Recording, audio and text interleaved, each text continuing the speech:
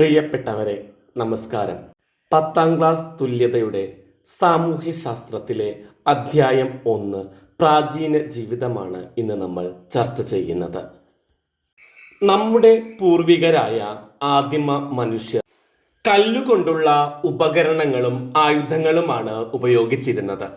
മിനുസപ്പെടുത്താത്ത ശിലായുധങ്ങളാണ് ആദ്യകാല മനുഷ്യർ ഉപയോഗിച്ചിരുന്നത്. ഈ കാലഘട്ടത്തെ പ്രാചീന ശിലായുഗം എന്നാണ് വിളിക്കുന്നത്.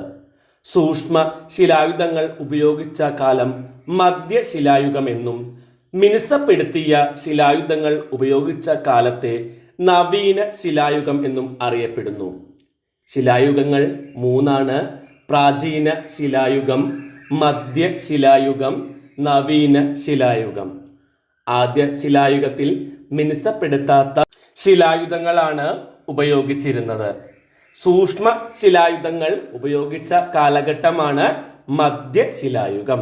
അതേസമയം മിനുസപ്പെടുത്തിയ ശിലായുധങ്ങൾ ഉപയോഗിച്ച കാലഘട്ടത്തെ നവീന ശിലായുഗം എന്ന് പറയുന്നു. മനുഷ്യർ ആദ്യമായി കണ്ടെത്തിയ ലോഹം ചെമ്പായിരുന്നു.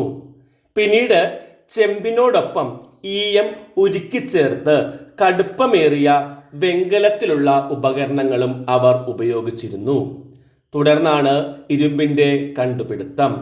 ഇരുമ്പിൻ്റെ കണ്ടുപിടുത്തം അവരുടെ ജീവിതത്തിൽ നിർണായകമായ മാറ്റങ്ങൾ ഉണ്ടാക്കി. പ്രാചീന ശിലായുഗം, പാലിയോലിത്തിക് ഏജ് എന്ന് ഇംഗ്ലീഷിൽ പറയും, 10,000 വർഷങ്ങൾക്ക് മുമ്പുള്ള കാലഘട്ടമാണ് പ്രാചീന ശിലായുഗം. വേട്ടയാടിയാണ് ഈ കാലഘട്ടത്തിൽ ആളുകൾ ഭക്ഷണം കണ്ടെത്തിയിരുന്നത്. അപ്പോൾ വേട്ടയാടുന്ന ശീലം ഇവരിലുണ്ടായിരുന്നു. പരുക്കൻ ശിലകളെ ആയുധമായി ഇവർ ഉപയോഗിച്ചു. വേട്ടയാടി പിടിച്ച മൃഗങ്ങൾക്ക് പുറമെ ചത്ത മൃഗങ്ങളുടെ മാംസവും ഇവർ ഭക്ഷിച്ചിരുന്നു.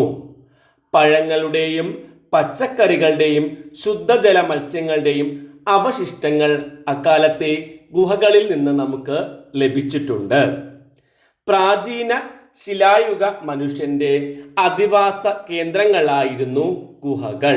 ഗുഹകളിലാണ് പ്രാചീന ശിലായുഗ മനുഷ്യർ ജീവിച്ചിരുന്നത്.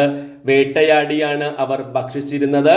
പരുക്കൻ ശിലായുധങ്ങൾ അവർ ഉപയോഗിച്ചിരുന്നു. പ്രാചീന ശിലായുഗ മനുഷ്യർ കൂട്ടമായാണ് ഇര തേടിയിരുന്നത്. കല്ല്, ചിപ്പി, ആനക്കൊമ്പ് എന്നിവ കൊണ്ട് ആഭരണങ്ങൾ നിർമ്മിച്ചിരുന്നു. അവർ കൂട്ടമായാണ് ഇര തേടിയിരുന്നത്. കല്ല്, ചിപ്പി, ആനക്കൊമ്പ് എന്നിവ കൊണ്ട് ആഭരണങ്ങൾ നിർമ്മിച്ചിരുന്നു. കല്ലുകൊണ്ടുള്ള ചെറിയ പ്രതിമകൾ നിർമ്മിച്ചിരുന്നു. തീ ഉപയോഗിച്ചതിന് തെളിവുകൾ ലഭിച്ചിട്ടുണ്ട്. ഗുഹകളിലാണ് അവർ താമസിച്ചിരുന്നത്. പ്രാചീന ശിലായുഗ കേന്ദ്രങ്ങളായിരുന്നു ഭീംബെട്ടക്, അത് ഇന്ത്യയിലാണ്. അൾട്ടാമിറ എന്നത് സ്പെയിനിലുള്ള പ്രദേശമാണ്. ലാസ്കോ എന്നത് ഫ്രാൻസിലുള്ള ഒരു പ്രാചീന ശിലായുഗ കേന്ദ്രമാണ്. ഇന്ത്യയിലെ പ്രാചീന ശിലായുഗ കേന്ദ്രങ്ങളായിരുന്നു ഭീംബെട്ടക്, നർമ്മദ താഴ്വര, നാഗാർജുനകൊണ്ട, ഹൻസ്കി, കുർനൂൽ ഗുഹകൾ. മധ്യശിലായുഗം, മെസോലിത്തിക് ഏജ്, പ്രാചീന ശിലായുഗത്തെ തുടർന്നു വരുന്ന കാലഘട്ടമാണ് മധ്യശിലായുഗം. സൂക്ഷ്മവും മുനയുള്ളതുമായ കല്ലുകളുടെ ചീളുകളാണ് ഇവർ ആയുധങ്ങളായി ഉപയോഗിച്ചിരുന്നത്. ഈ കാലഘട്ടത്തിലുണ്ടായ പ്രധാന മാറ്റങ്ങൾ എന്തെല്ലാമാണെന്ന് നോക്കാം. വേട്ടയാടൽ വ്യാപകമായി. വേട്ടയ്ക്ക് അമ്പും വില്ലും ഉപയോഗിച്ചിരുന്നു. സ്ഥിരവാസം ആരംഭിച്ചു. നായയെ ഇണക്കി വളർത്തി. ഒന്നും കൂടി പറയാം. വേട്ടയാടൽ വ്യാപകമായി. വേട്ടയ്ക്ക് അമ്പും വില്ലും ഉപയോഗിച്ചു. സ്ഥിരമായ ഒരിടത്ത് താമസിക്കാൻ ആരംഭിച്ചു. നായകളെ ഇണക്കി വളർത്തി. നവീന ശിലായുഗം, നിയോലിത്തിക് ഏജ്, മധ്യശിലായുഗത്തെ തുടർന്നു വരുന്ന കാലമായിരുന്നു നവീന ശിലായുഗം. ഈ കാലഘട്ടത്തിൽ മനുഷ്യർ ശിലകളെ മിനുസപ്പെടുത്തി ആയുധങ്ങളായി ഉപയോഗിച്ചു. ഏകദേശം 8,000 വർഷങ്ങൾക്ക് മുമ്പായിരുന്നു നവീന ശിലായുഗം. ഈ കാലഘട്ടത്തിലെ പ്രധാന സവിശേഷതകൾ എന്തെല്ലാമാണ്? 1. കൃഷി ആരംഭിച്ചു. നദീതടങ്ങളിൽ സ്ഥിരവാസം ആരംഭിച്ചു. മൃഗങ്ങളെ പരിപാലിച്ച് വളർത്തി. മൺപാത്രങ്ങൾ നിർമ്മിച്ചു. സാധനങ്ങൾ കൊണ്ടുപോകുന്നതിനായി ചക്രങ്ങൾ നിർമ്മിച്ചു. മനുഷ്യജീവിതം ലോകത്തിൻ്റെ വിവിധ ഭാഗങ്ങളിലേക്ക് വ്യാപിച്ചു. കൃഷി ആരംഭിച്ചത് നവീന ശിലായുഗത്തിലാണ്. നദീതടങ്ങളിലാണ് ഇവർ താമസിച്ചിരുന്നത്. മൃഗങ്ങളെ പരിപാലിച്ച് വളർത്താൻ ആരംഭിച്ചു. മൺപാത്രങ്ങൾ നിർമ്മിച്ചു. സാധനങ്ങൾ ഒരിടത്തു നിന്ന് മറ്റൊരിടത്തേക്ക് കൊണ്ടുപോകാനായി ചക്രങ്ങൾ നിർമ്മിക്കുകയുണ്ടായി. ലോകത്തിൽ മനുഷ്യജീവിതം വിവിധ ഭാഗങ്ങളിലേക്ക് വ്യാപിക്കുന്നത് നവീന ശിലായുഗത്തിലാണ്. ഇന്ത്യയുടെ നിരവധി പ്രദേശങ്ങളിൽ നിന്ന് നവീന ശിലായുഗ തെളിവുകൾ ലഭിച്ചിട്ടുണ്ട്. കേരളത്തിലെ എടക്കൽ ഗുഹ, പയ്യമ്പള്ളി, ബ്രഹ്മഗിരി, മാസ്കി, നാഗാർജുനക്കൊണ്ട, ഹാലൂർ, തക്കലക്കോട്ട, മെഹർഗഡ്, സരായി ഖോല എന്നിവയെല്ലാം നവീന ശിലായുഗ കേന്ദ്രങ്ങളായിരുന്നു. കേരളത്തിലെ എടക്കൽ ഗുഹ നവീന ശിലായുഗത്തിന്റെ ഒരു പ്രധാന കേന്ദ്രങ്ങളിൽ ഒന്നായിരുന്നു. താമ്ര ശിലായുഗം. നവീന ശിലായുഗത്തിന് ശേഷം മനുഷ്യർ ശിലായുധങ്ങളോടൊപ്പം തന്നെ ലോഹത്തിലുള്ള ഉപകരണങ്ങളും ആയുധങ്ങളായി ഉപയോഗിക്കാൻ തുടങ്ങി. ചെമ്പ് കൊണ്ടുള്ള ആയുധങ്ങളാണ് അവർ ആദ്യമായി ഉപയോഗിച്ചിരുന്നത്. അതുകൊണ്ട് ഈ കാലഘട്ടത്തെ താമ്രശിലായുഗം എന്നാണ് വിളിക്കുന്നത്. എന്തുകൊണ്ടായിരിക്കും താമ്രശിലായുഗം എന്ന് വിളിക്കുന്നത്? മനുഷ്യർ ഈ കാലഘട്ടത്തിൽ ചെമ്പ് കൊണ്ടുള്ള ആയുധങ്ങളാണ് ഉപയോഗിച്ചിരുന്നത്. ഈ കാലഘട്ടത്തിലാണ് നഗരജീവിതം ആരംഭിച്ചതിനുള്ള തെളിവുകൾ ലോകത്തിന്റെ വിവിധ വിഭാഗങ്ങളിൽ നിന്ന് ലഭിച്ചിട്ടുള്ളത്. നഗരങ്ങളിൽ താമസിക്കാൻ ആരംഭിച്ചത് താമ്രശിലായുഗത്തിലാണ്. ഇന്ത്യൻ ഉപഭൂഖണ്ഡത്തിൽ നിന്നും താമ്രശിലായുഗ മനുഷ്യന് തെളിവുകൾ ലഭിച്ചിട്ടുള്ള പ്രദേശമാണ് ബലൂചിസ്ഥാനിലെ മെഹർഗഡ്. മെഹർഗഡ് എന്ന് പറയുന്ന സ്ഥലം താമ്രശിലായുഗത്തിൽ ആളുകൾ ജീവിച്ചിരുന്ന ഒരു പ്രദേശമാണ്. മൺപാത്രങ്ങളുടെ നിർമ്മാണത്തിന് ഉപയോഗിച്ചിരുന്ന ചക്രത്തിന്റെ തെളിവുകൾ ഈ പ്രദേശത്ത് നിന്ന് ലഭിച്ചിട്ടുണ്ട്. ഇതിന് പുറമെ നിരവധി സ്ഥലങ്ങളിൽ നിന്നും ഈ കാലഘട്ടത്തിലെ മനുഷ്യജീവിതത്തിലുള്ള തെളിവുകൾ ലഭിച്ചിട്ടുണ്ട്. കായ്ത്ത, ഇറാൻ, ചിരാന്ത്, ചന്തോളി, ദൈമാബാദ് എന്നിവയെല്ലാം താമ്രശിലായുഗ കേന്ദ്രങ്ങളായിരുന്നു. നദീതട സംസ്കാരങ്ങൾ. ചെമ്പിലെ ഉപകരണങ്ങൾക്ക് കട്ടി കുറവായതിനാൽ പിൽക്കാലത്ത് മനുഷ്യർ അതിനോട് ഈയം ഒരുക്കി ചേർക്കുകയുണ്ടായി. ഈ മിശ്രിതം വെങ്കലം എന്ന് അറിയപ്പെടുന്നു. ചെമ്പും ഈയവും ചേരുമ്പോഴാണ് വെങ്കലം ഉണ്ടാവുന്നത്. വെങ്കലത്തിലെ ഉപകരണങ്ങളും ആയുധങ്ങളും ഉപയോഗിച്ച കാലഘട്ടത്തിനെയാണ് വെങ്കലയുഗം അല്ലെങ്കിൽ ബ്രോൺസ് ഏജ് എന്ന് പറയുന്നത്. വെങ്കലം കൊണ്ടുള്ള ഉപകരണങ്ങളും ആയുധങ്ങളും ഉപയോഗിച്ച കാലഘട്ടമാണ് വെങ്കലയുഗം. വെങ്കലയുഗത്തിന്റെ പ്രധാന സവിശേഷത നദീതടങ്ങളിൽ ജനജീവിതം പുരോഗതി പ്രാപിച്ചു എന്നതാണ്. നദീതടങ്ങളിൽ വികസിച്ചു വന്ന ജനജീവിതമാണ് നദീതട സംസ്കാരമെന്ന് അറിയപ്പെട്ടത്. നദീതടങ്ങളിൽ വികസിച്ചു വന്ന ജനജീവിതത്തെയാണ് നദീതട സംസ്കാരങ്ങൾ എന്ന് പറയുന്നത്. പ്രധാനപ്പെട്ട 4 നദീതട സംസ്കാരങ്ങളുണ്ട്. സിന്ധു നദീതട സംസ്കാരം, അത് സിന്ധു നദിയുടെ തീരത്തായിരുന്നു. മെസപ്പട്ടോമിയൻ സംസ്കാരം, 2 നദികൾ ഉണ്ടായിരുന്നു. യൂഫ്രട്ടീസ്, ടൈഗ്രീസ് എന്നീ നദികളുടെ തടങ്ങളിലായിരുന്നു. ഈജിപ്ഷ്യൻ സംസ്കാരം നൈൽ നദീതടത്തിലായിരുന്നു. ചൈനീസ് സംസ്കാരം ഹൊയാഹോ നദീതടത്തിലായിരുന്നു. ഒന്നുകൂടി പറയാം, 4 നദീതട സംസ്കാരങ്ങൾ ഉണ്ടായിരുന്നു. 1 സിന്ധു നദീതട സംസ്കാരം, മെസപ്പട്ടോമിയൻ സംസ്കാരം, ഈജിപ്ഷ്യൻ സംസ്കാരം, ചൈനീസ് സംസ്കാരം എന്നിവ. സിന്ധു നദീതട സംസ്കാരം. സിന്ധു നദിയുടെയും അതിൻ്റെ വിവിധ കൈവഴികളുടെയും തീരത്ത് BCE 2700-നും 1700-നും ഇടയിൽ നിലനിന്നിരുന്ന സംസ്കാരത്തെയാണ് സിന്ധു നദീതട സംസ്കാരം എന്ന് വിളിക്കുന്നത്. BCE 2700-നും 1700-നും ഇടയിലാണ് ഈ സംസ്കാരം നിലവിലിരുന്നത്. സിന്ധു നദിയുടെയും അതിൻ്റെ കൈവഴികളുടെയും തീരത്തായിരുന്നു ഈ സംസ്കാരം നിലവിലിരുന്നത്. ഈ സംസ്കാരത്തിന്റെ പ്രധാനപ്പെട്ട സവിശേഷതകൾ എന്തെല്ലാമെന്ന് നോക്കാം. ഈ സംസ്കാരം ആദ്യം കണ്ടെത്തിയത് ഹാരപ്പ എന്ന് പറയുന്ന സ്ഥലത്ത് നിന്നായിരുന്നു. അതുകൊണ്ട് ഈ സംസ്കാരത്തിന് ഹാരപ്പൻ സംസ്കാരം എന്നൊരു പേരുകൂടിയുണ്ട്. ഹാരപ്പയിലെ നഗരങ്ങളെ രണ്ടായി തരംതിരിച്ചിരുന്നു. കോട്ട എന്നും കീഴ്പട്ടണം എന്നും. കോട്ട എന്നാൽ ഭരണാധികാര കേന്ദ്രമാണ് കോട്ട. ജനങ്ങൾ താമസിക്കുന്ന സ്ഥലമാണ് കീഴ്പട്ടണം. ഹാരപ്പൻ നഗരങ്ങളെ രണ്ടായി തിരിക്കുന്നു, കോട്ട എന്നും കീഴ്പട്ടണമെന്നും. കോട്ട എന്നാൽ ഭരണാധികാര കേന്ദ്രമാണ്, കീഴ്പട്ടണം എന്നാൽ ജനങ്ങൾ താമസിക്കുന്ന സ്ഥലം. ചുട്ട ഇഷ്ടികകൾ ഉപയോഗിച്ചിരുന്നു.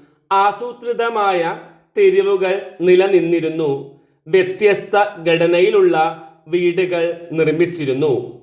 അഴുക്ക് ചാലുകൾ നിർമ്മിച്ചിരുന്നു.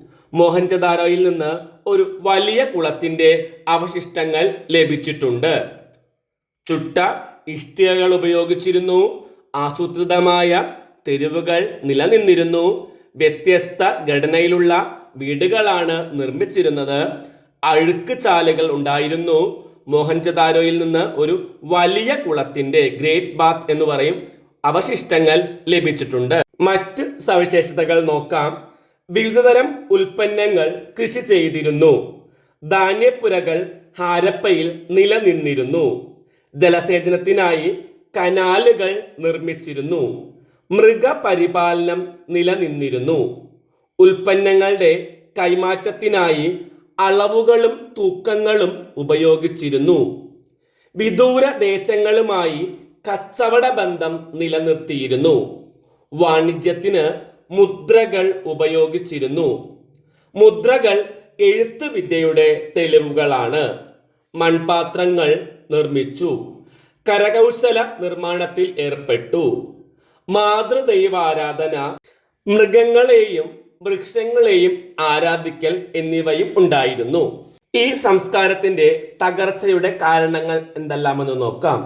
സിന്ധു നദിയിലെ തുടർച്ചയായ വെള്ളപ്പൊക്കം, കാർഷിക മേഖലയിലുണ്ടായ തകർച്ച, പുറമേ നിന്നുള്ള ആക്രമണങ്ങൾ, വന നശീകരണം, സിന്ധു നദി വറ്റി വരണ്ടത് അല്ലെങ്കിൽ ഗതിമാറി ഒഴുകിയത്. പ്രധാനപ്പെട്ട കാരണങ്ങൾ ഒന്നുകൂടി പറയാം. സിന്ധു നദിയിലെ തുടർച്ചയായിട്ടുണ്ടായ വെള്ളപ്പൊക്കം, കാർഷിക മേഖല തകർന്നു പോയത്, പുറമേ നിന്നുണ്ടായ ആക്രമണങ്ങൾ, വനനശീകരണം, സിന്ധു നദി വറ്റി വരണ്ടത് അല്ലെങ്കിൽ ഗതിമാറി ഒഴുകിയതാണ് ഈ സംസ്കാരം തകരാനുള്ള കാരണങ്ങളായി ചരിത്രകാരന്മാർ ചൂണ്ടിക്കാണിക്കുന്നത്. മെസപ്പൊട്ടോമിയൻ സംസ്കാരം. സുമേറിയൻ, അസീറിയൻ, ബാബിലോണിയൻ, കാൽദിയൻ എന്നീ വ്യത്യസ്ത സംസ്കാരങ്ങൾ നിലനിന്നിരുന്നു. സുമേറിയൻ, അസീറിയൻ, ബാബിലോണിയൻ, കാൽദിയൻ എന്നീ വ്യത്യസ്ത സംസ്കാരങ്ങൾ മെസപ്പൊട്ടോമിയയിൽ നിലനിന്നിരുന്നു. ഉർ, ഉറുക്ക്, ലഗാഷ് എന്നിവ പ്രധാന നഗരങ്ങളായിരുന്നു. ഇവിടുത്തെ നഗരങ്ങളെ പറയുന്ന പേരുകളാണ് ഉർ, ഉറുക്ക്, ലഗാഷ്. കൃഷിയും കച്ചവടവും അഭിവൃദ്ധി പ്രാപിച്ചു.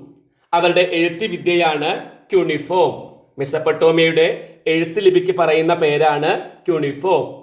ജ്യോതിശാസ്ത്രം, ഗണിതശാസ്ത്രം എന്നീ മേഖലകളിൽ പുരോഗതി കൈവരിച്ചു. ജ്യോതിശാസ്ത്രം, ഗണിതശാസ്ത്രം എന്നിവയിൽ പുരോഗതി കൈവരിക്കുകയുണ്ടായി. രണ്ട് നദികൾക്കിടയിലുള്ള പ്രദേശം എന്നാണ് മെസപ്പൊട്ടോമിയ എന്ന വാക്കിന്റെ അർത്ഥം. രണ്ട് നദികളുടെ ഇടയിലുള്ള പ്രദേശം. സിഗുറാത്തുകൾ എന്നറിയപ്പെടുന്ന ആരാധനാലയങ്ങൾ ഇവർ നിർമ്മിച്ചിരുന്നു. മെസപ്പൊട്ടോമിയക്കാരുടെ ആരാധനാലയങ്ങളെ പറയുന്ന പേരാണ് സിഗുറാത്തുകൾ. അടുത്ത സംസ്കാരമാണ് ഈജിപ്ഷ്യൻ സംസ്കാരം. അവിടെയുള്ള രാജാക്കന്മാരെ ഫറോവ എന്നാണ് വിളിച്ചിരുന്നത്. രാജാക്കന്മാരുടെ പേര് ഫറോവ എന്നായിരുന്നു. കേട് കൂടാതെ സൂക്ഷിച്ചിരുന്ന മൃതശരീരത്തെയാണ് മമ്മി എന്ന് വിളിക്കുന്നത്. മമ്മി എന്നാൽ കേടുകൂടാതെ സൂക്ഷിച്ചിരുന്ന മൃതശരീരമാണ്. മമ്മികൾ സൂക്ഷിച്ചിരുന്ന ശവകുടീരങ്ങളെയാണ് പിരമിഡുകൾ എന്ന് വിളിക്കുന്നത്. പിരമിഡുകൾ എന്നാൽ മമ്മികൾ സൂക്ഷിക്കുന്ന ശവകുടീരങ്ങളാണ്. കൃഷിയായിരുന്നു സംസ്കാരത്തിന്റെ അടിത്തറ. ഈജിപ്ഷ്യന്റെ എഴുത്തുവിദ്യ ഹൈറോഗ്ലിഫിക് എന്ന് അറിയപ്പെട്ടു. ഹൈറോഗ്ലിഫിക് ലിപി എന്നത് ഈജിപ്ഷ്യൻ സംസ്കാരത്തിലെ എഴുത്ത് വിദ്യയായിരുന്നു. ശാസ്ത്രരംഗത്ത് പുരോഗതി കൈവരിച്ചു. സ്ഫിങ്സ് എന്ന പ്രതിമകൾ നിർമ്മിച്ചു. സ്ഫിങ്സ് എന്ന് പറയുന്ന പ്രതിമകൾ ഈജിപ്ഷ്യൻ സംസ്കാരത്തിലേതാണ്. അടുത്തത് ചൈന സംസ്കാരം. കൃഷിയായിരുന്നു ഈ സംസ്കാരത്തിന്റെ അടിത്തറ. മൺപാത്ര നിർമ്മാണം, നെയ്ത്ത്, പട്ടുവസ്ത്ര നിർമ്മാണം എന്നിവ നിലനിന്നിരുന്നു. മൺപാത്ര നിർമ്മാണം, നെയ്ത്ത്, പട്ടുവസ്ത്ര നിർമ്മാണം എന്നിവ നിലനിന്നിരുന്നു. അക്ഷരങ്ങൾക്ക് പകരം ചിത്രങ്ങൾ ഉപയോഗിക്കുന്ന എഴുത്തുവിദ്യയാണ് നിലനിന്നിരുന്നത്. അക്ഷരങ്ങൾക്ക് പകരം ചിത്രങ്ങൾ ഉപയോഗിക്കുന്ന എഴുത്തുവിദ്യ. കലണ്ടർ തയ്യാറാക്കിയിരുന്നു. ചൈനയിലാണ് കലണ്ടർ തയ്യാറാക്കിയിരുന്നത്. ചൈനയിലെ എഴുത്തുവിദ്യ ചിത്രങ്ങൾ ഉപയോഗിച്ചുള്ള ഒരു എഴുത്ത് രീതിയായിരുന്നു. ചൈനീസ് സംസ്കാരം ഹൊയാഹോ നദീതടത്തിലായിരുന്നു. സപ്ത സിന്ധു പ്രദേശം.